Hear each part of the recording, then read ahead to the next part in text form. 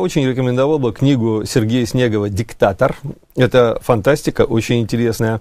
Очень интересную вещь написал бывший сотрудник ГРУ, хотя бывших не бывает, Сергей Норка «Заговор против России». Это очень интересный текст.